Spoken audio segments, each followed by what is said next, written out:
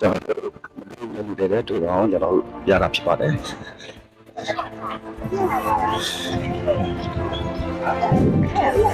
တူတဲ့အများကြီးရှိပါတယ်ခုနကတော့ဘယ်မှာခေါင်းရတဲ့တွေပါလို့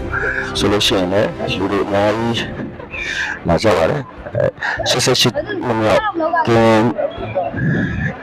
မတကူလို့ပါ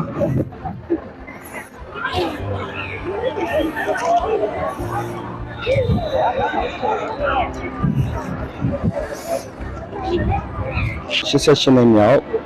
ကင်းနှစ်တကူနေ့ဖြစ်ပါတယ်အဲဒီကင်းနှစ်တကူနေ့ဖြစ်တဲ့အတွက်ကြောင့်ကျွန်တော်တို့တိုင်းရင်းသားကြီးရတယ်မှာကျွန်တော်တို့ဘလော်လေးတစ်ခုလိုက်ရတာဖြစ်ပါတယ်အဲကျွန်တော်တို့ဒီမှာပြည်သက်တွေလည်းအများကြီးရှိပါတယ်ပြည်သက်တွေလည်းအများကြီးရှိပါတယ်ဟိုဘက်မှာဆိုလို့ရှိရင်လည်းကျွန်တော်တို့ခေါင်းရိုက်ပွဲတွေကိုယ်တိုင်ကပွဲတွေပြောဝဲရှင်ပွဲတွေကျင်းပနေပါတယ်ကုမ္ပဏီကနေပြောစပွန်ဆာပေးတာအဲကျွန်တော်လည်းဆက်လိုက်လက်ခကြည့်ပြပါနော်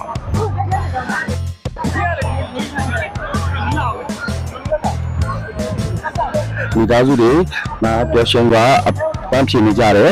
အဲ့တော့ဒီမှာကျွန်တော်တို့စီရုပ်တွေလည်းကျွန်တော်ရှိပါနော်